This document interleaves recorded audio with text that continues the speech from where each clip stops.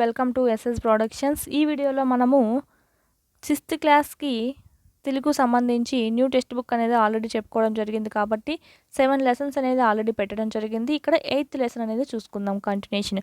అంతకన్నా ముందు మీకు చెప్పే విషయం ఏంటంటే ఆల్రెడీ మన ఛానల్‌లో పిఐఈ సబ్జెక్ట్స్ కానీ ఈ తెలుగు టెక్స్ట్ బుక్స్ కానీ 7 లెసన్స్ వరకు పెట్టడం జరిగింది. ఎవరైనా చూడని వాళ్ళు ఉంటే చూడండి. అలాగే జనరల్ సైన్స్ అనేది చాలా ఇంపార్టెంట్ టాపిక్స్, ప్రోటీన్స్, విటమిన్స్ ఇలాంటివి అంటే మనకు మొన్న ఎగ్జామ్లో కూడా అడగడం జరిగింది. క్వాషియాకరు, మెరామస్ వీటి గురించి. సో వీటి గురించి కూడా మనకి జస్ట్ 1 or 2 మినిట్స్‌లో ఇంపార్టెంట్ అయినటువంటి టేబుల్స్, జనరల్ సైన్స్ టేబుల్స్ అనేవి పెట్టడం జరిగింది. ఒకసారిగా రివిజన్ వేసుకున్నారంటే ఎవరికైనా యూజ్ అవుతాయి. ఎస్ఐ కానిస్టేబుల్ కానీ, ఆర్ఆర్బీ ఎగ్జామ్స్ కానీ దేనికైనా అంటే జనరల్ సైన్స్ దేనికైనా ఉంటుందో దానికి చాలా యూజ్ అవుతుంది. మోస్ట్ రిపీటెడ్ బిట్స్‌లో నుంచి చూసి పెట్టడం జరిగింది కాబట్టి ఎవరైనా చూడని వాళ్ళు ఉంటే చూడండి. మన ఛానల్‌ని కనుక మీరు ఫస్ట్ టైం చూస్తున్నట్టయితే సబ్స్క్రైబ్ చేసుకొని పక్కన ఉన్నటువంటి బెల్ ఐకాన్ కానీ క్లిక్ చేసినట్టయితే మేమేం వీడియోస్ పెట్టా మీకు నోటిఫికేషన్ అనేది రావడం జరుగుతుంది.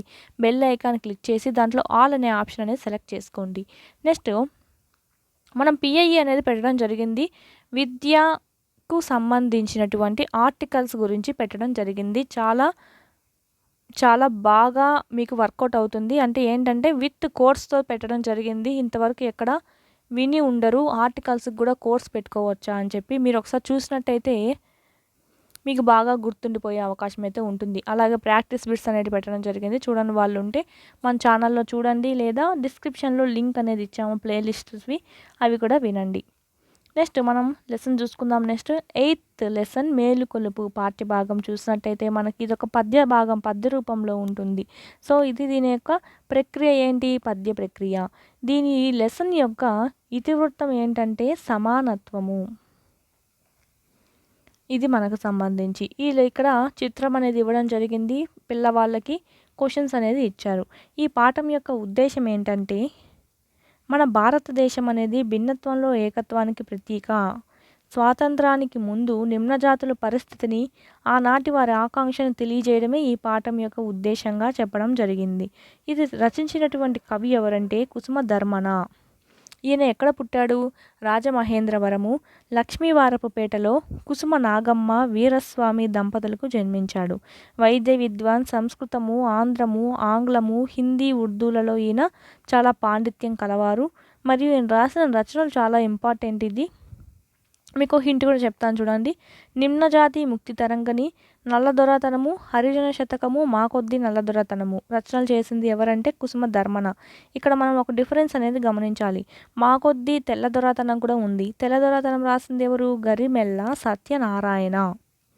ఇక్కడ మనం ఏం చెప్పుకున్నామంటే సత్యనారాయణ స్వామి దేవుడు కాబట్టి తెల్లగా ఉన్నాడు అని గుర్తుపెట్టుకోండి. ఈయన కొంచెం నిమ్నజాతి వర్గానికి చెందిన ఆయన. అంటే దళిత కుటుంబం నుంచి వచ్చాడు. చాలా పేదవాళ్ళ నుంచి వచ్చారు. సో ఈయన చూడండి నల్లగా ఉన్నాడని గుర్తుపెట్టుకోండి. సో ఏం రాశాడు? బుక్స్ అనేటివి నిమ్నజాతి నుంచి వచ్చాడు కాబట్టి నిమ్నజాతి ముక్తి తరంగని రాశాడు. బ్లాక్గా ఉన్నారని చెప్పి గుర్తుపెట్టుకోండి. నల్లదొరతనం రాశాడు. హరిజన శతకం అనేది గుర్తుపెట్టుకోవచ్చు మనము. మాకొద్ది నల్లదొరతనం అంటే రాసింది నల్ల అని చూస్తూనే మీకు ఈయన గుర్తు రావాలి. ఇది మనకు సంబంధించి మాకొద్ది తెల్లదొరతనము, మాకొద్ది నల్లదొరతనానికి డిఫరెన్స్ అనేది ఉంది. బాగా గమనించాలి. దళిత వర్గం నుంచి అతి కష్టం మీద చదువుకొని పైకొచ్చి తిరిగి ఆ చదువును ఏం చేశాడు? తన జాతి మేలు కోసమే వెచ్చించి అతి కొద్ది మంది దళిత విద్వాంసుల్లో ఒకరిగా ఎవరు పేరు పొందారంటే కుసుమధర్మన పేరు పొందడం జరిగింది. నెక్స్ట్ చదువుకున్న రోజుల్లోనే సంఘ సంస్కరణ అభిలాష కలిగి కందుకూరి వీరేశలింగం చేత ఏమయ్యారంటే ఈయన ప్రభావితం అవ్వడం జరిగింది. ఈయన ఎవరి చేత ప్రభావితం అయ్యారంటే కందుకూరి వీరేశలింగం గారి చేత. నెక్స్ట్ భారతరత్న పొందినటువంటి అంబేద్కర్ ద్వారా, డాక్టర్ బిఆర్ అంబేద్కర్ ద్వారా స్ఫూర్తి పొంది ఏం చేశారు? అంటరానితనాన్ని నిర్మూలించాలనే లక్ష్యంతో తప్పించినటువంటి తొలి దళిత కవుల్లో ఒకరు ఎవరంటే కుసుమధర్మన. మనకి మేలుకొలుపు పాఠ్యభాగం ఎక్కడి నుంచి తీసుకున్నారు అంటే ఈయన రచించినటువంటి హరిజన శతకం అనే అనుబంధం నుంచి గ్రహించడం అనేది జరిగింది. చాలా ఇంపార్టెంట్. నెక్స్ట్ ఇక్కడ మనం లెసన్ చూసుకున్నట్టయితే మేలుకొలుపు లెసన్లో ఫస్ట్ పోయం అనేది ఇవ్వడం జరిగింది. అంటే పద్యము చూసినట్టయితే మనకి ఇది వీళ్ళే చెప్పడం జరిగింది. సీస పద్యం ఇది అని. నెక్స్ట్ ఇక్కడ చూడండి ఈ లైన్ తేటగీతి అని వాళ్ళే చెప్పడం జరిగింది. నెక్స్ట్ కూడా అంతే మనకి సీస పద్యము, తేటగీతి. నెక్స్ట్ మనకు చూడండి తేటగీతి. ఎప్పుడు సీస పద్యం వచ్చినా మనం రూల్స్‌లో మళ్ళీ చెప్పుకోవడం జరుగుతుంది. సీస పద్యము ఎప్పుడు తేటగీతితోనే ఉంటుంది, లేదా ఇంకొక పద్యంతో కూడా ఉంటుంది. అది మనం గ్రామర్‌లో చెప్పుకుందాం మళ్ళా. నెక్స్ట్ ఫస్ట్ ఇప్పుడు చూద్దాము, పద్యం అనేది ఎక్స్ప్లెయిన్ చేసుకుందాము. కాళిదాసాది సత్కవి పుంగవుల గాంచి విద్యాయతీయన నే వెలది మొప్ప. కాళిదాసాది అంటే కాళిదాసు లాంటి, సత్కవి పుంగవులు అంటే సత్కవి అంటే ఏంటంటే మంచి కవులలో, పుంగవులు అంటే శ్రేష్టమైన వాడు, అలాంటి శ్రేష్టమైన వాడిని కాంచి అంటే ఏంటంటే చూచి, విద్యావతి అని అంటే విద్యావతి అని, నే వెలది మొప్పే అంటే ఏ వెలది అంటే స్త్రీ, ఏ స్త్రీ ప్రకాశించునో అని చెప్పడం జరుగుతుంది. ఇక్కడ మొప్పే అంటే స్త్రీ, ప్రకాశించును అని వస్తుంది. వెలది అంటే స్త్రీ. ఇక్కడ కూడా చూడండి, తనరే అన్నా నెగడే అన్నా వెలసే అన్నా కూడా ప్రకాశించును అని వస్తుంది. నారి పొలతి రామ వెలది అంటే స్త్రీ అనేది వస్తుంది. ఇక్కడ రణశూరులగు కృష్ణరాయాదులను కని వీరమాతాయని నేనారి తనరే అంటే రణశూరులు అంటే, ఈ రణం అంటే ఏంటి, యుద్ధము లేదా పోరాటము, పోరాటాలలో అంటే యుద్ధం చేయడంలో నైపుణ్యం కలిగినటువంటి కృష్ణదేవరాయలను చూసి, గని అంటే చూసి, అంటే కని అని మీనింగ్ అర్థం చేసుకోవాలి మనము. చూసి వీరమాత అని, నే నారి తనరే అంటే ఏ స్త్రీ ప్రకాశించునో, నతుల కాశ్యాది, నతుల అంటే గొప్పదైన, కాశ్యాది అంటే కాశీ లాంటి, పుణ్యక్షేత్రములు కలిగి అంటే పుణ్యక్షేత్రాలు కలిగినటువంటి పుణ్యవతి అని, నే స్త్రీ అంటే నే పొలతి అంటే నే స్త్రీని, నెగడే అంటే ఏ స్త్రీ ప్రకాశించును, కోహినూరు మొదలగు మహిత మణిల నీని, కోహినూరు లాంటి మొదలగు లాంటి, మహిత అంటే గొప్పదైన, లేదా శివుడి చేతిలో ఉంటుంది కదా శూలము, దాన్ని కూడా ఏమంటారంటే మహిత అని అంటారు. మహిత వేరు లేదా మహతి అనేది వేరే మీనింగ్ వస్తుంది. మహతి అంటే నారదుడి చేతిలో ఉంటుంది కదా ఒకటి పరికరం, నారదుడి చేతిలో ఉన్నటువంటి పరికరాన్ని ఏమంటారంటే మహతి అంటారు. మహిత అంటే గొప్పదైన అనే మీనింగ్ వస్తుంది. మరియు శివుడి చేతిలో ఉన్నటువంటి శూలం అని కూడా వస్తుంది. ఇక్కడ మనం గొప్పదైన అని తీసుకోవాలి. కోహినూర్ వజ్రం లాంటి అంతటి గొప్పదైనటువంటి మణులను రత్న గర్భమున అంటే తన గర్భంలో కలిగావు అని చెప్పి, నే రామ వెలసే అంటే ఏ స్త్రీ ప్రకాశించును, ఏ స్త్రీని అంటాము అంటే భరతమాత గురించి చెప్పడం జరుగుతుంది. ఇక్కడ అంతా భరతమాతను ఉద్దేశించి చెప్పడం జరుగుతుంది. ఇక్కడ మనము కాళిదాసాది చూసినట్టయితే కాళిదాసు ప్లస్ ఆది, కాళిదాసాది మనకి ఏమవుతుందంటే కాళిదాసాది, దీర్ఘం అనేది ఏకాదేశమైంది కాబట్టి ఆ ప్లస్ ఆ ఏమవుతుంది మనకి సవర్ణ దీర్ఘ సంధి అనేది అవుతుంది. సారీ, ఇక్కడ మనకి సు అనేది వచ్చింది, మనకి ఉత్వ సంధి అనేది అవుతుంది. ఇక్కడ ఆ వచ్చింది కానీ మనకి ఆ అనేది రాలేదు, మనకి ఊ అనేది వచ్చింది. సో ఉత్వ సంధి అనేది అవుతుంది. ఆ కానీ వచ్చింటే ఆ ప్లస్ ఆ ఏమైండు దీర్ఘం ఏకాదేశమైంది, సవర్ణ అయిండు. కానీ ఇక్కడ మనకి ఊ ప్లస్ ఆ అనేది వచ్చింది, మనకి దీర్ఘం అనేది ఏకాదేశమైంది సంధిలో. సో మనకి పరపదమే వచ్చింది కాబట్టి ఇక్కడ ఏముంటే అది తీసుకుంటాం, సంధి పేరు ఉత్వ సంధి అవుతుంది. నెక్స్ట్ వెలది అంటే ఏం చెప్పాం, స్త్రీ. మొప్పే అంటే ప్రకాశించు. నెక్స్ట్ కృష్ణరాయాదులు, కృష్ణ రాయా ప్లస్ ఆదులు, కృష్ణరాయాదులు ఇక్కడ మనకు అవుతుంది సవర్ణ దీర్ఘ సంధి. రాయా అంటే ఆ ప్లస్ ఆ ఏమైంది మనకి దీర్ఘం అనేది ఏకాదేశం అయింది కాబట్టి ఇది సవర్ణ దీర్ఘ సంధి అవుతుంది. నెక్స్ట్ రత్న గర్భము చూసినట్టయితే మనము రత్న గర్భ ప్లస్ అన, రత్న గర్భయన. ఇక్కడ చూడండి మనకు సంధి జరిగే అవకాశం లేక ఏమైంది, ఈ అనేది చేరింది. సో ఏమైందంటే మనకు ఎడాగమ సంధి అనేది అయింది. ఇలా యా అనేది చేరడం ఏమవుతుంది అంటే ఇకారం అనేది చేరడం ఏమవుతుందంటే ఎడాగమ సంధి అనేది అవుతుంది. ఇప్పుడు దీనికి సంధి చూసుకుందాం మనము. రత్న గర్భం అంటే ఏంటంటే గర్భమునందు రత్నాలు కలవాడు అని వచ్చిందంటే ఏమవుతుంది, బహువ్రీకి సమాసం అవుతుంది. గర్భం నందు రత్నాలు అంటే ఏంటివి, మనకు భూమిలో దొరుకుతాయి వజ్రాలు అని చెప్పి అలా అర్థం చేసుకోవాలి. అంటే గర్భం అంటే ఏంటి, మనం చీల్చుకుంటూ లోపలికి వెళ్తానే భూమి లోపల అని మీనింగ్ వస్తుంది. అంటే భరతమాతని ఇక్కడ అంటున్నారు రత్న గర్భమున అని చెప్పి. ఇది చాలా ఇంపార్టెంట్. ఏంటంటే విద్యావతి అని ఎందుకు అంటారు అంటే కాళిదాసు లాంటి గొప్ప కవులను చూశారు కాబట్టి. వీరమాత అని ఎందుకంటారు, కృష్ణదేవుడు లాంటి గొప్ప పోరాటవంతుని చూసి. పుణ్యవతి అని ఎందుకంటారు, కాశీ లాంటి పుణ్యక్షేత్రాలు కలిగి ఉంది కాబట్టి. రత్నగర్భం అని దేనికంటారు? తన గర్భంలో కోహినూరు లాంటి వజ్రాలను దాచుకొని ఉంది కాబట్టి అని అంటారు అని చెప్పి ఈ పోలిక అనేది చాలా ఇంపార్టెంట్. మ్యాచ్ ది ఫాలోయింగ్ ఇచ్చే అవకాశం ఉంటుంది. అట్టి సద్గుణ సంగాత అంటే అటువంటి సద్గుణ అంటే మంచి గుణాలు కలిగినటువంటి, మంచి గుణాల సంగాత అంటే సమూహము, మంచి గుణాల సమూహము. అగ విదూర అంటే అగ అంటే పాపాలని, విదూర అంటే దూరం చేసే. సన్నుత వ్రాత, సన్నుత అంటే పొగడ్త, వ్రాత అంటే పొగడ్తలతో రాయబటువంటి రాత. విపుల అంటే గొప్పదైన. తేజస్సు మేత తేజస్సు కలిగిన. బహుళ విఖ్యాత, బహుళ విఖ్యాత అంటే అనేక విధాలుగా ప్రసిద్ధి చెందినటువంటి. యాచక పారిజాత, యాచక పారిజాత అంటే యాచక అంటే ఏంటంటే అడిగిన దానిని లేదా అడిగినవన్నీ. పారిజాత వృక్షం అంటే ఏం తెలుసు కదా, అడిగినవన్నీ ఇచ్చేటువంటి పారిజాత వృక్షము అని అంటాం కదా, అలాగా అడిగినటువంటివన్నీ ఇచ్చేటువంటి పారిజాత వృక్షంలాగా భరతమాత మనకి ఇవ్వడం జరుగుతుంది. భద్రములు మీ సొగగుగాక భరతమాత, ఇక్కడ మీకు ఇవ్వడం జరుగుతుంది. సో అలాంటి భరతమాత మీకు సుఖాన్ని కలగజేస్తుంది లేదా భద్రాన్ని కలగజేస్తుంది అని చెప్పడం జరుగుతుంది.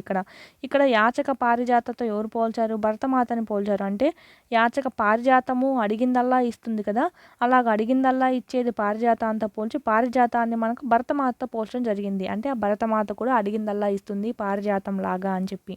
ఇక్కడ మనకి భేదం ఉన్నప్పటికీ భేదం లేదని చెప్పారు. ఇక్కడ ఏమవుతుంది? ఇక్కడ భేదం ఉన్నా లేనట్టు చెప్తే రూపక అలంకారం అవుతుంది. ఇది మనకు సంబంధించి. నెక్స్ట్ మనము ఇక్కడ సద్గుణ చూసినట్టయితే సద్గుణ, సత్ ప్లస్ గుణ, ఇది ఏమవుతుందంటే జస్వ సంధి అవుతుంది. జస్వ సంధి సూత్రం ఏంటి? కచట తప. కచట తప అంటే కచట తప కాదు, ఇచ్ త్ ఇట్ ఉప్ ఇలాంటివన్నీ అంటే కారాలు అనేటివి వస్తాయి. అంటే ఇకారము చకారము అనేటివి కచట తపలు. ప్లస్ దానికి ఏమవ్వాలి? ఒత్తుగా ఉంది కదా, దాని లైన్ అంతా కాకుండా మరి ఒత్తుగా ఉంది, దానంతా కాకుండా ష ష స ఇవి తప్ప మిగిలినటువంటి అచ్చులు హల్లులు అన్నీ కానీ వచ్చినట్టయితే ఇక్కడ ఏవైనా ఒకటి, అప్పుడు అది జస్వ సంధి అవుతుంది. ఇక్కడ మనకు సత్ ప్లస్ గుణ ఏమైంది? సత్ అనేదండి ఇత్ అనేది వచ్చింది. గుణ అంటే ఇక్కడ ఇవి రాకుండా మనకు అచ్చు లేదా హల్లు అనేది రావడం జరిగింది. సో ఇది ఏమవుతుంది? జస్వ సంధి అవుతుంది. దీని బదులు ఏమొచ్చింది మనకి? గజడ దబలు అనేది రావడం జరిగింది. గజడ దబలు అంటే తా బదులు దా అనేది రావడం జరిగింది కాబట్టి జస్వ సంధి అనేది అవుతుంది. నెక్స్ట్ ఈ లైన్ మనకి 2 లైన్స్ కానీ 4 లైన్స్ కానీ ఇచ్చి ఇది ఏ అలంకారం అంటే రూపక అలంకారము. ఎందుకంటే పారిజాతంతో భరతమాతని తేడా ఉన్నప్పటికీ తేడా లేకుండా పోల్చడం జరిగింది.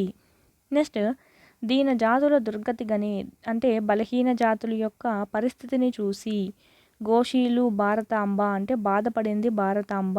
దుర్భర దుఃఖ మగచు వరకు అలాంటి భరింపరాని, దుర్భర అంటే భరింపరాని, దుఃఖం అణుగు వరకు, దుఃఖం అనేది అణిగే వరకు, నిమ్నుల కురియు కన్నీటి మున్నీరు, నిమ్నులు అంటే నిమ్నజాతి వాళ్ళు కాచేటువంటి కన్నీరనేది సంపూర్ణంగా ఇంకిపోయే వరకు, అంటే ఆ కన్నీరు అనేది సంపూర్ణంగా తొలగిపోయే వరకు, అస్పృశ్యత బాడబాణల జ్వాల, అస్పృశ్యత అంటే అంటరానితనం అనేటువంటి, బడబాన అంటే సముద్రంలో పొంగేటువంటి అగ్ని, అలాంటి అంటరానితనం అనేటువంటి అగ్ని జ్వాలల దిగంత భూములకి చల్లార్చే వరకు, అలాంటి జ్వాలల్ని చల్లార్చే వరకు,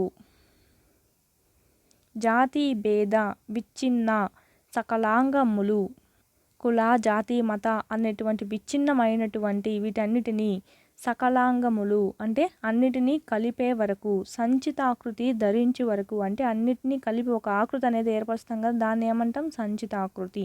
అలాగా అన్నిటినీ ఒక చాట చేర్చే వరకు అని చెప్పడం జరుగుతుంది. ఇంతవరకు మనం ఏమన్నా చూసుకుందాం సందులు సమాసాలు. ఇక్కడ మనం చెప్పుకోవడం జరిగింది. అస్పృశ్యత బడబానల అంటే ఏంటంటే అస్పృశ్యత అనేది బడబానలం అంటే ఇక్కడ అంటరాంతనానికి దానికి భేదం ఉన్నా లేనట్టు చెప్పడం జరిగింది. ఇది కూడా ఏమవుతుంది? రూపక సమాసం అవుతుంది. ఇక్కడ రూపక సమాసం వచ్చిందంటే ఒకవేళ ఈ లైన్ ఇచ్చి అలంకారం అడిగారంటే ఏమవుతుంది? రూపక అలంకారం అనేది అవుతుంది. దిగంత, దిక్ ప్లస్ అంత, ఇది కూడా ఏమవుతుంది దిగంత, గా అనేది వచ్చింది. ఇది కూడా జశ్వ సంధి అనేది అవుతుంది. ఎందుకంటే ఇక్కనే కచటాతవలు వచ్చాయి, అచ్చు అనేది రావడం జరిగింది, బదులుగా ఏమొచ్చింది గా అనేది రావడం జరిగింది, గజడ దబలు. ఇది కూడా జశ్వ సంధి అవుతుంది. సకలాంబకుడు, సకల ప్లస్ అంగ కంబులు. సకల అంటే ఆ ఏమైంది మనకు దీర్ఘం అనేది ఏకాదేశమైంది. సో సవర్ణ దీర్ఘ సంధి అవుతుంది. సంచితాకృతి, సంచిత ప్లస్ ఆకృతి, ఆ ప్లస్ ఆ ఏమవుతుంది మనకు దీర్ఘం ఏకాదేశం అవుతుంది. సో ఇది కూడా సవర్ణ దీర్ఘ సంధి అవుతుంది. ఇది మనకు సంబంధించి నెక్స్ట్ పోయం చూసినట్టయితే ధర్మమున కడ్డుపడెడు మదత్రయంబు. ధర్మానికి అడ్డుపడేటువంటి మదత్రయం అంటే ఏంటంటే ధన గర్వము అంటే డబ్బు పిచ్చి పట్టిన వాళ్ళు, అంటే డబ్బు మీద గర్వం కలిగిన, డబ్బు ఉంది నాకు అని చెప్పి గర్వం కలిగిన వాళ్ళు. కుల గర్వము అంటే నాది ఆధిపత్య కులము అని చెప్పి అలాంటి గర్వం కలిగిన వారు, నాది ఉన్నత కులము అని చెప్పి గర్వం చూపించేవాళ్ళు. విద్యా గర్వము అంటే నేను ఇంత చదువు చదివాను అని చెప్పి, నాకు హై స్టడీస్ ఉన్నాయి, నేను ఇంత చదువు చదివాను అని చెప్పి ఆ గర్వం చూసేవాళ్ళు. వాళ్ళందరూ ఏం చేస్తున్నారంటే ధర్మానికి అడ్డుపడుతున్నారు అని చెప్తుంది ఆమె భరతమాత. ధర్మానికి అడ్డుపడుతున్న మదత్రయంబు హైందువుల దెండము అంటే హిందువుల యొక్క మనస్సులో నాశనం పొందే వరకు, అంటే ఇలాంటి గర్వాలనేటివి మన హిందువుల మనస్సుల్లో నాశనం చెందే వరకు, నాశనం చెందే వరకు. ప్రదిత మంగళదత్త, ప్రదిత అంటే కీర్తిగల లేదా ప్రఖ్యాతి అయిన శుభకరమైన, మంగళదత్త అంటే. స్వరాజ్య రథము అంటే స్వరాజ్యం అనేది రథము. ఇది కూడా మనకి రూపక సమాసం అవుతుంది. ఆల్మోస్ట్ రూపక సమాసాలే కనిపిస్తున్నాయి కాబట్టి ఇది ఒకవేళ అలంకారం అడిగా కూడా మనకు రూపక అలంకారం అనేది అవుతుంది. స్వరాజ్యం అనేది రథము అనేది ధైర్యంతో, తెంపు అంటే ధైర్యము, ధైర్యంతో సాగింతురే భారతీయ హితులు. ధైర్యంతో ముందుకు తోసుకెళ్తున్నారు భారతీయ హితులు అంటే ఎవరంటే భారతదేశంలో ఉన్నటువంటి మంచి పౌరులు, అంటే మంచిని కోరుకునే వాళ్ళని ఏమంటారు హితులు అంటారు. అంటే భారతీయ హితులు, భారతదేశం యొక్క మంచిని కోరుకునేవారు. నెక్స్ట్ మేలుకొనమయ్యా తరుణము మించకుండా. మేలుకొనుమయ్యా తరుణం మించకుండా అంటే మేలుకోవయ్యా తరుణము అంటే సమయము లేదా కాలం మించిపోకముందే. జన్మ హక్కులకై పోరుసల్పు ఇప్పుడే అంటే నీ జన్మ హక్కులకి నువ్వే ఇప్పుడు పోరాడు అని చెప్పి. పోరుసల్పుము ప్లస్ ఇప్పుడే ఏమవుతుంది, ఈ అనేది మనకు సంధిలో కనిపిస్తుంది కాబట్టి పోరుసల్పుములో ఊ ఉంది, సో ఉత్వ సంధి అవుతుంది. జన్మ హక్కులకై, హక్కులకు ప్లస్ ఐ ఏమవుతుంది, ఐ అనేది మనకు సంధిలో కనిపిస్తుంది, కూలో ఏముంది ఊ, సో ఉత్వ సంధి అవుతుంది. నెక్స్ట్ తరుణము అంటే కాలము లేదా సమయం అని చెప్పుకున్నాము. నెక్స్ట్ హక్కుకై ప్రాణం ఈడుత ద్రోహము కాదు. మన హక్కులకై పోరాడడం అనేది, ప్రాణం అనేది విడిచిపెట్టడం అనేది ద్రోహం అనేది కాదు. స్వర్గ పదమని నమ్ము అంటే స్వర్గానికి అది దారని నమ్ము. స్వాంతమందు అంటే మనస్సు నందు, స్వాంత అంటే మనస్సు. అలాగే ఇక్కడ స్వాంత సంధి చూసుకుందాం మనము. సు ప్లస్ ఆంత ఏమవుతుంది స్వాంత. ఇక్కడ ఏమైంది సూలో ఊ ఉంది, ఆ ఏమైందంటే మనకి వావత్ అనేది రావడం జరిగింది. ఇలాగా ఈ కానీ ఊ కానీ ఇర్ కానీ రావడాన్ని ఏమంటారంటే మనకు వీటిని యనులు అని అంటాము.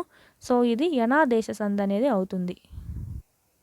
నెక్స్ట్ పోయం ఏముంది, పరులు అంటే ఇతరుల ధనము, మానము అంటే గౌరవము, ప్రాణం అంటే వాళ్ళ యొక్క ప్రాణాలు, సంపద అంటే ధనము, ఇక్కడ డబ్బు త్రుంచి అంటే వాటిని త్రుంచేసి, మనుజుంజుట అంటే ఏంటంటే బ్రతకడము, పాతకంబని తలంచు అంటే ఏంటంటే పాతకం అంటే ఏంటంటే పాపం అని తలచేవారు, వారలెందున్నా వారు ఎక్కడున్నా, ధన్యులు అలాంటి వాళ్ళు ఎక్కడున్నా ధన్యులు, వారికెల్లా అంటే వారి కోసమే, అంకితమెంతురు అంటే అంకితం ఇస్తున్నాను దానినేదధిక భక్తితో అంటే తన అధిక భక్తితో. ఎవరంటే ఇక్కడ చెప్పేది కవి చెప్పడం జరుగుతుంది, అంటే కుసుమ ధర్మన. అలాంటి వాళ్ళకి నేను అంకితం ఇస్తున్నాను అధిక భక్తితో, దేశమునందు శాంతి అనేది చేకూరాలి, ప్రకాశించాలి అనే మీనింగ్తో అని చెప్పడం జరుగుతుంది. ఇక్కడ వారలెందున్నా చూసినట్టయితే వారలు ప్లస్ వారలెందున ఏ అనేది మనకు రావడం జరిగింది సంధిలో. సో లూలో ఏముంది ఊ ఉంది, సో ఉత్వ సంధి అనేది అవుతుంది. నెక్స్ట్ వారికి ప్లస్ ఎల్లా, వారికెల్లా, వారికిలో ఈ ఉంది. సో ఇత్వ సంధి అనేది అవుతుంది. మనకి ఆల్మోస్ట్ ఇది అదే కనిపిస్తుంది కాబట్టి సంధిలో, అందుకే మనం ఇది చెప్పుకోలేదు. నెక్స్ట్ మనము ఇంత అయిపోయింది మనకి దీంట్లో. నెక్స్ట్ ఇక్కడ మనకు భావాలు అనేటివి ఇవ్వడం జరిగింది పద్యానికి సంబంధించి. ఇంకా మనము ఇక్కడ ఒక పోయం అనేది ఇచ్చారు. పోయం ఇచ్చి ఇక్కడ కింద క్వశ్చన్స్ ఇవ్వడం జరిగింది. అన్నమయములైన వన్ని జీవములు కూడు లేక జీవకోటి లేదు, కూడు తినడి కాడ కులభేద మేలకో కాళికాంబ హంస కాళికాంబ. మకుటం చూసినట్టయితే మనకి ఇది కాళికాంబ శతకం అని తెలుస్తుంది. నెక్స్ట్ ఇక్కడ రాసింది ఎవరు? పోతులూరి వీరబ్రహ్మేంద్ర స్వామి గారు రాయడం జరిగింది. నెక్స్ట్ మనం భాషాంశాలు చూసుకుందాం. భాషాంశాలలో పదాలు అనేటివి ఇవ్వడం జరిగింది. వెల్లతి అంటే అర్థము స్త్రీ. అలాగే రణానికి రాయమంటున్నారు, అంటే యుద్ధము, పోరాటము లేదా పోరు మరియు సమరము అని కూడా వస్తుంది. అగం అంటే పాపము లేదా పాతకము అని చెప్పాం కదా పైన, అది దురితము అని కూడా వస్తుంది పాపం అంటే. సన్నుతము అంటే పొగడ్త. నెక్స్ట్ దుర్భరం అంటే ఏంటంటే భరించరానిది లేదా భరించలేనిది లేదా బాధ అని కూడా చెప్పుకోవచ్చు. నెక్స్ట్ తల్లికి అర్థము జనని మాత, నారికి వెలది పొలతి, మరియు ఏమొస్తుంది రామ అని కూడా వస్తుంది లేదా స్త్రీ అని కూడా వస్తుంది. నెక్స్ట్ తరుణము అంటే సమయము కాలము, పాపము అంటే పాతకము దురితము లేదా అగము అని కూడా రావడం జరుగుతుంది. నెక్స్ట్ ఇక్కడ ప్రకృతి వికృతులు, కవికి కయి, విద్యకు విద్యే, కృష్ణుడికి కన్నడు. విద్య అంటే అవిద్య, పుణ్యం అంటే పాపం, సద్గుణం అంటే దుర్గుణం అనేది అవుతుంది. నెక్స్ట్ సమాసాలు అక్క చెల్లెలు, విగ్రహవాక్యం అక్క చెల్లి. ఇక్కడ చూసినట్టయితే మనకి ఇవన్నీ మనకి ఏకవచనంలో ఉంటాయి. విగ్రహవాక్యం ద్వంద్వ సమాసం అనేది విగ్రహవాక్యంలో ఏ వాచకంగా ఉంటుంది అంటే ఏకవచనంలో ఉంటుంది. నెక్స్ట్ ఇక్కడ సమాస పదం కలిపినప్పుడు ఏ విధంగా ఉంటుంది? లు లు లు అనేది రావడం జరుగుతుంది, అంటే బహువచనంలో ఉంటుంది. అక్క చెల్లెళ్ళు అంటే అక్క చెల్లి ద్వంద్వ సమాసం అవుతుంది. తల్లియును తండ్రియును అంటే తల్లిదండ్రులు, ఇది కూడా ద్వంద్వ సమాసం అవుతుంది. తండ్రి కొడుకులు అంటే తండ్రి కొడుకు అనేది అవుతుంది. ధర్మమును అధర్మమును అంటే ధర్మ అధర్మాలు అవుతుంది. పాప పుణ్యాలు అంటే పాపమును పుణ్యమును అనేది అవుతుంది. నెక్స్ట్ కింద సంశ్లిష్ట వాక్యాలు అనేటివి ఇవ్వడం జరిగింది. భరతమాత కవులను కని, భరతమాత కవులను పెంచింది అన్నారు కదా. భరతమాత కవులను కని పెంచింది. హక్కులకై పోరాడి సాధించాలి, దేశభక్తి కలిగి జీవించాలి. మనకి ఇక్కడ సమాపక క్రియలు అనేవి అసమాపక క్రియలుగా మారిపోతాయి, కానీ లాస్ట్లో ఉన్నటువంటి సమాపక క్రియ అనేది మారదు. ఇదే మనము స్టాండర్డ్గా తీసుకుంటాము. వీటినే ప్రధాన వాక్యం అంటారు. దీని ముందున్నటువంటి వాక్యాలను ఉపవాక్యాలు అంటాము. ఒకటి ఉంటే ఒక ఉపవాక్యం అంటాము, ఇంకొకటి ఉన్నా కూడా దాన్ని కూడా ఉపవాక్యం అని అంటాము. ఇలాగా ఉపవాక్యాలలోనే మనకు సంధి అంటే క్రియ అనేది మనకు అసమాపక క్రియగా మార్చుతాము. నెక్స్ట్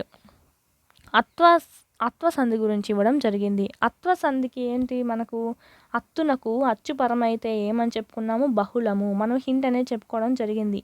20 అని చెప్పుకున్నాము, అంటే ఇత్తునకు వైకల్పికము. అబ్బా అని చెప్పుకున్నాము, అంటే అత్తునకు బహుళము అని చెప్పి. నెక్స్ట్ ఇత్వా ఇత్వ అయిపోయింది మనకి. ఉత్వాతో ఏం చెప్పుకున్నాం? ఉన్ అని చెప్పుకున్నాం, అంటే ఉత్తునకు నిత్యము అని. మన పాస్ట్ వీడియోస్ ఎవరైతే చూసింటారో మనము ఆల్రెడీ పెట్టడం జరిగింది కదా 3 to 5th. అవి ఎవరైతే మన వీడియోస్ వినింటారో వాళ్ళకి బాగా అర్థమై ఉంటుంది హింట్స్ అనేటివి ఇవి. నెక్స్ట్ మనకు అదే చెప్తున్నారు చూడండి. ఇక్కడ మనకి ఏదైతే వచ్చిందో అది కానీ మనకు సంధిలో కనిపించిందంటే ఏమవుతుందంటే ఇక్కడ పూర్వపదంలో వచ్చినటువంటి అచ్చుని ఏం తీసుకోవాలి? మనం సంధి పేరుగా తీసుకోవాలి. చూడండి, మొదట పదం చివర ఉండే అచ్చు పేరుతోనే సంధిని పిలుస్తాము. ఊ ఉంటే ఉత్వ సంధి అంటాము, ఆ ఉంటే అత్వ అంటాము, ఈ ఉంటే ఇత్వ అంటాము అని చెప్పడం జరిగింది. ఇక్కడ అత్వ సంధి బహుళము ఎన్ని రూపాలుగా ఉంటుంది? అత్వ సంధి బహుళం అంటే ఒకటి నిత్యము, నిషేధము, వైకల్పికము మరియు అన్యకార్యము. ఈ 4 విధాలుగా ఉంటుంది. నిత్యం అంటే ఏమిటంటే సంధి అనేది జరగడము. నిషేధం అంటే సంధి జరిగే వీలు అనేది ఉండదు. వైకల్పికం అంటే కొన్నిసార్లు సంధి జరుగుతుంది, కొన్నిసార్లు సంధి అనేది జరిగే అవకాశం అనేది ఉండదు. అన్యకార్యం అంటే ఈ అత్వ సంధి ఈ విధంగా కాకుండా వేరే విధంగా జరగడము. ఇది మనకు సంబంధించి. ఇక్కడ మనకి కింద ఎగ్జాంపుల్ చూసినట్టయితే మనకు అర్థమవుతుంది. చూసినా ప్లస్ అప్పుడు ఆ అనేది మనకు సంధిలో కలిసిపోయింది. ఇక్కడ ఏముంది చూసినాలో ఆ ఉంది. సో అత్వ సంధి అవుతుంది. ఇది సంధి జరిగింది. నెక్స్ట్ మనకి సీతమ్మ, సీత ప్లస్ అమ్మ సీతమ్మ, ఆ అనేది మనకు సంధిలో కనిపిస్తుంది. సీతాలో ఆ ఉంది. అత్వ సంధి. ఇక్కడ కూడా మనకి సంధి అనేది జరిగింది. చాలిన ప్లస్ అంత చాలినంత, ఇక్కడ కూడా సంధి జరిగింది. ఇవన్నీ అత్వ సంధులే అవుతాయి. నెక్స్ట్ వచ్చినందుకు, వచ్చిన ప్లస్ అందుకు, ఇక్కడ కూడా సంధి అనేది జరిగింది కాబట్టి వచ్చినందుకు అనేది కూడా అత్వ సంధి అవుతుంది. అంటే నిత్యానికి రూపం అవుతుంది. నిత్యం అంటే సంధి జరగడము. సీత ప్లస్ అన్నది, సీత అన్నది, ఇక్కడ చూసినట్టయితే మనకి సీతకు ఏం చేరింది ఈ ప్లస్ అన్నదిలో ఏమైందంటే ఈ ప్లస్ ఆ ఏమైంది యా అనేది అయింది. అంటే సీత అన్నది. ఇక్కడ మనకి సంధి అనేది జరక్క ఏం చేసుకున్నాము ఈ అనేది తెచ్చుకున్నాము. ఇది ఏమవుతుంది ఎడాగమం అనేది అవుతుంది. అంటే ఈ అంటే ఈ అనే యకారాన్ని ఆగమనంగా తెచ్చుకున్నాం కాబట్టి ఎడాగమము అనేది అవుతుంది. ఇక్కడ ఇలా ఎందుకు తెచ్చుకున్నామంటే మనము సీత ప్లస్ అన్నది కలపండి. ఒకవేళ నిత్యం అయితే ఏమొస్తుంది సీతన్నది అని వస్తుంది. ఏంటి సీతన్నది అంటే ఏం మీనింగ్ చూడండి మీకు.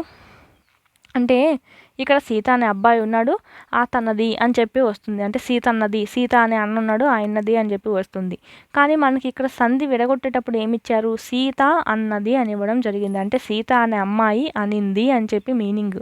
ఇక్కడ మనకి విడిపినప్పుడు ఒక మీనింగ్ వచ్చింది, కలిపినప్పుడు ఏమైంది ఈ మీనింగ్ రావట్లేదు. అంటే మీనింగ్ అనేది వెళ్ళిపోయింది. అంటే అర్థభంగం అనేది జరిగింది.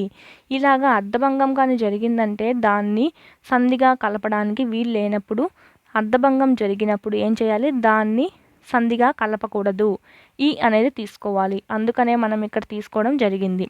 ఇది ఇప్పుడు ఏమవుతుంది ఎడాగమ సంధి అవుతుంది. ఇలాగ సంధి జరగకుండా ఉన్నంత ఏమవుతుందంటే నిషేధం అని అంటాము. ఇలా సంధి జరగకుండా ఉండదాన్ని. కొన్ని వాటిల్లో సంధి కొన్నిసార్లు జరుగుతుంది, కొన్నిసార్లు జరగదు. అంటే మేనత్త చూడండి, మేనత్త లేదా మేనయత్త. ఇక్కడ సంధి జరిగింది కాబట్టి మేనత్త రాసాము. సంధి జరగకుండా ఉంటే ఏం రాస్తాము ఈ అనేది చేర్చుకొని మేనయత్త అనేది రాయడం జరిగింది. ఇక్కడ ఒకసారి సంధి జరిగింది, ఒకసారి సంధి జరగలేదు. ఇది రైటే కాబట్టి మనము ఏం చేస్తామంటే వీటిని వైకల్పికం అంటాము. వైకల్పికం అంటే ఏంటి అప్పుడప్పుడు సంధి జరగచ్చు, అప్పుడప్పుడు సంధి జరగకపోవచ్చు. ఈ విధాలుగా కాకుండా ఇంకొక విధంగా జరిగిందని ఏమంటామంటే అన్యకార్యంగా జరిగింది, అన్య విధంగా వచ్చిన రూపము అని అంటాము. ఒక ప్లస్ ఒక ఏమవుతుంది ఒకనొక. ఈ ఓ అనేది ఇక్కడ రావడం జరిగింది. కానీ ఇక్కడ మనకు చూసినట్టయితే కా కూడా దీర్ఘం వచ్చింది. అత్వసంధి పాటించకుండా వేరేగా పాటించింది, కానీ ఇది కూడా అత్వసంధి అవుతుంది. అంటే ఇది అన్య విధంగా వచ్చినటువంటి అత్వసంధికి రూపము అని చెప్పచ్చు. ఇది మనకు సంబంధించి 4 రూల్స్కి సంబంధించినటువంటి ఎగ్జాంపుల్స్ అనేది ఇవ్వడం జరిగింది. నెక్స్ట్ తగినంత, తగిన ప్లస్ అంత తగినంత, ఇది కూడా మనకి అత్వసంధి అవుతుంది. ఎందుకు ఆ అనేది మనకు సంధిలో కనిపిస్తుంది నాలో, సో ఇదేమవుంది ఆ అనేది ఉంది తగినాలో, సో అత్వసంధి అవుతుంది. చూసినప్పుడు ఏమవుతుంది చూసినప్పుడు, చూసిన ప్లస్ అప్పుడు. ఇచ్చినంత, ఇచ్చిన ప్లస్ అంత. చిన్నప్పుడు, చిన్న ప్లస్ అప్పుడు చిన్నప్పుడు, ఇది కూడా మనకు అత్వసంధులే అవుతాయి. ఇక్కడ ఒక చమత్కార పద్యం అనేది ఇవ్వడం జరిగింది. వంగ తోట నుండు, అంటే వంగ అనేది తోటలో ఉంటుంది. వరి మళ్ళలో నుండు, వరి అనేది మడులలో ఉంటుంది. జొన్న అనేది చేలలో ఉంటుంది.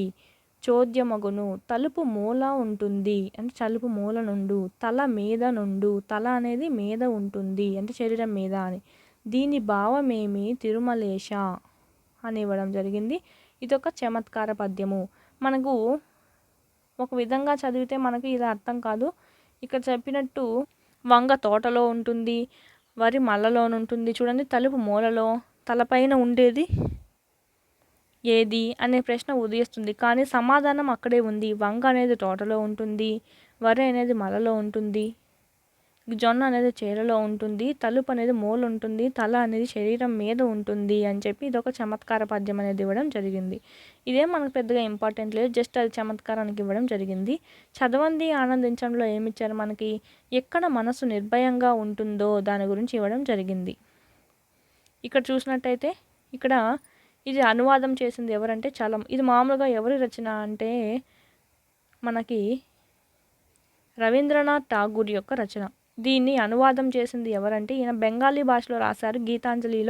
గీతాంజలి బెంగాలీ భాషలో ఉంటుంది. రవీంద్రనాథ్ ఠాగూర్ రాశారు. ఇక్కడ నుంచి దాంట్లోంచి చదివి ఈయన అనువాదం చేశారు. ఎవరంటే చలం. అందుకే ఇక్కడ పేరు అనేది చలం అని ఇచ్చి అనువాదం చేసినాడు కాబట్టి అనువాదం అని ఇచ్చారు. తనది ఈయన అనువాదం చేశారు ఠాగూర్ది. ఎక్కడ మనసు నిర్భయంగా ఉంటుందో, ఎక్కడ మనుషులు తలెత్తు తిరుగుతారో, ఎక్కడ జ్ఞానం అనేది విరివిగా వెలుస్తుందో, సంసారపు గోడల మధ్య ఎక్కడ భాగాల కింద ప్రపంచంలో విడిపోలేదో, ఎక్కడ సత్యాంశరాల్లో నుంచి పలుకులు బయలు వెడతాయో, మనకంతా ఇట్లే ఉంటుందని ఇంకా ఎక్కడ అలసట అనేది ఎరగకుండా శ్రమ తన బాహువుల్ని పరిపూర్ణ వైపు చేస్తుందో, ఎక్కడ నిర్జీవమైన ఆచారపు టెడారిలో స్వచ్ఛమైన బుద్ధి అనేది ప్రవాహం అనేది ఇంకిపోకుండా ఉంటుందో, అంటే ఆచారాలు అలాంటి ఎడారిలో మన బుద్ధి అనేది ఇంకిపోకుండా ఉండాలి, ప్రవహిస్తూ ఉండాలంటే మన ఆచారాలు ఈ ఆచారాలని మూఢనమ్మకాలు అవన్నీ నమ్మకుండా ఉండాలి, బుద్ధి అనేది మనము ఆలోచించాలి అని చెప్పి. ఎక్కడ మనసు నిరంతరం వికసించే భావాల్లోకి కార్యాల్లోకి నడపబడుతుందో, నీచే అంటే మనతో నడపబడుతుందో, ఆ స్వేచ్ఛా స్వర్గానికి తండ్రి నా దేశాన్ని మేలుకొలుపు అని రవీంద్రనాథ్ ఠాగూర్ కోరడం జరిగింది. ఇది గీతాంజలిలో ఉండింది. దీని అనువాదం చేసింది మన చలం గారు అనువాదం చేయడం జరిగింది.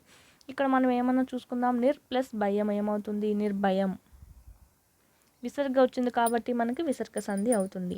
తలెత్తి అంటే తలా ప్లస్ ఎత్తి, తలెత్తి. ఏ అనేది మనకి సంధిలో కనిపిస్తుంది. తలాలో ఏముంది? ఆ అనేది ఉంది. తల ఆత్వ సంధి అవుతుంది. సంసారపు గోడల మధ్య. సంసారపు గోడలు అంటే గోడలు సంసారానికి ఉన్నా కూడా మనకు భేదం లేనట్టు చెప్పడం జరిగింది. అంటే సంసారము అనేది గోడలు అనేది అవుతుంది. ఇక్కడ అనేది వచ్చింది కాబట్టి మనకు రూపక సమాసం అవుతుంది. నెక్స్ట్ నిర్జీవమైన అంటే జీవం లేనిది, అవ్యయీభావ సమాసం అవుతుంది. ఆచారపు టెడారి అంటే ఆచారము అనేది ఎదారి, ఇది కూడా మనకు రూపక సమాసం అవుతుంది. ఇక్కడ మనకు ఈ లైన్స్ అనేటివి ఇచ్చి మనల్ని అలంకారం రాయమన్నారంటే రూపక అలంకారం రాయాల్సి ఉంటుంది. నెక్స్ట్ దీని గురించి చెప్పినది రవీంద్రనాథ్ ఠాగూర్. ఈయన విశ్వకవి అంటారు మరియు చిత్రకారుడు. ఈయన ఒక సంగీతకర్త, విద్యావేత్త కూడా. బెంగాలీ, ఇంగ్లీష్ అన్ని సాహిత్య ప్రక్రియల్లోనూ విస్తృతంగా రచనలు చేసింది ఎవరంటే రవీంద్రనాథ్ ఠాగూర్. 1913లో ఆయన రచించింది ఏంటి? గీతాంజలికి నోబెల్ బహుమతి అనేది లభించింది. ఈ గీతాంజలి నుంచే తీసుకున్నారు మన చలం గారు అనువాదం అనేది, ఈ పోయం అనేది. ఇక్కడ ఇంకా ఏమి ఇవ్వడం జరిగింది? జాతీయోద్యమ కాలంలో దేశాన్ని మేల్కొల్పిన మహనీయుడు ఎవరంటే రవీంద్రనాథ్ ఠాగూర్. ఈ పై ఉన్న కవిత ఎక్కడి నుంచి తీసుకున్నారు? గీతాంజలిలోనిది అని చెప్పేసి చెప్పడం జరిగింది. నెక్స్ట్ అనువాదం చేసింది ఎవరు? చలం కాబట్టి మనకి గుడిపాటి వెంకట చలం ఈయన పూర్తి పేరు. ఈయన గురించి కూడా ఇవ్వడం జరిగింది. ఈయన కవి, కథా రచయిత, నవలాకారుడు అంటే నవలలు రాసేవారు, నాటకకర్త మరియు వ్యాసకర్త కూడా అని చెప్పడం జరుగుతుంది. తెలుగు వచనాన్ని సానపెట్టిన రచయిత ఎవరంటే గుడిపాటి వెంకట చలం. చాలా ఇంపార్టెంట్. స్త్రీ స్వేచ్ఛ గురించి, సమానత్వం గురించి పరితపించింది ఎవరు? చలం. ఉపాధ్యాయుడిగా, పాఠశాల పర్యవేక్షణుడిగా తాను గమనించిన అంశాలను దృష్టిలో పట్టుకొని ఏం రాశారంటే ఒక పుస్తకం అనేది రాయడం జరిగింది. ఏం పుస్తకం అంటే బిడ్డల శిక్షణ అనే పుస్తకం రాశారు. చాలా చాలా ఇంపార్టెంట్. ఇది మన ఓల్డ్ టెక్స్ట్ బుక్స్లో ఎక్కడ ఇవ్వలేదు, కానీ ఇప్పుడు చూడండి 6th క్లాస్ టెక్స్ట్ బుక్లోని ఇవ్వడం జరిగింది. విద్యని పెంపకాన్ని మేళవించవలసిన అవసరాన్ని గుర్తించిన అరుదైన పిల్లల ప్రేమికుడు ఎవరంటే మన చలం గారు. చాలా ఇంపార్టెంట్. నెక్స్ట్ లెసన్ మనకి ఇంతతో కంప్లీట్ అవుతుంది. నెక్స్ట్ లెసన్ మనం నెక్స్ట్ వీడియోలో చెప్పుకుందాము. ఎవరైనా ఛానల్ని కనుక ఫస్ట్ టైం చూస్తున్నట్టయితే సబ్స్క్రైబ్ చేసుకోండి. ఆల్రెడీ మనం పిఐఏ సబ్జెక్ట్స్ అనేవి పెట్టడం జరిగింది కాబట్టి వినండి ఒకసారి. All Telugu text books, maths text books అనేది ప్రొవైడ్ చేయడం జరిగింది. వినని వాళ్ళు ఉంటే ఎవరన్నా ఛానల్లోని ప్లేలిస్ట్లోకి వెళ్ళి వినండి, లేదా డిస్క్రిప్షన్లో లింక్ అనేది ఇచ్చాము చూడండి. Thanks for watching. బాగా ప్రిపేర్ అవ్వండి ఎగ్జామ్స్కి. మీకు టెక్స్ట్ బుక్స్ అనేది మెయిన్గా తీసుకోండి. మీకు టెక్స్ట్ బుక్ ఉంటే ఈ వీడియోస్ వింటూ టెక్స్ట్ బుక్‌లో లైన్స్ కొట్టుకుంటూ మీరు రాసుకోవచ్చు. ఇలాగా మార్కర్‌తో బ్లర్ చేసుకుంటూ. లేదా మీకు టెక్స్ట్ బుక్స్ కనుక లేవంటే ఒక బుక్ అనేది పెట్టుకొని దాంట్లో మనం చెప్పే బిట్స్ అనేటివి రాసుకుంటే మీకు తర్వాత రివిజన్‌కి యూజ్ అవుతుంది. నెక్స్ట్ వీడియోలో కలుసుకుందాము. అంతవరకు వీడియోలో చూస్తూ ఉండండి ఛానల్‌లో ఉండే వీడియోస్‌ని. Thank you.